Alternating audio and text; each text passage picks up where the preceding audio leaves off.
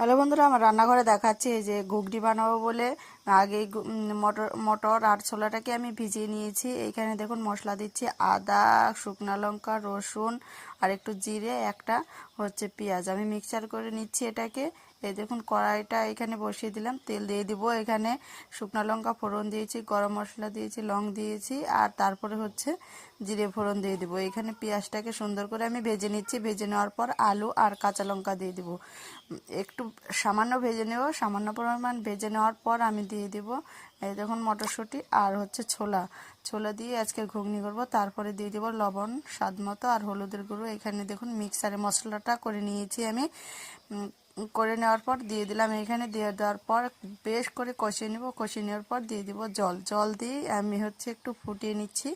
এই দেখুন এরকম করে। তারপর দেখুন হয়ে এসে আমার এই ঘুগনিটা। এখন দিয়ে দিব গরম মশলা। ভিডিওটা ভালো লাগলে অবশ্যই সাবস্ক্রাইব, লাইক, কমেন্ট করে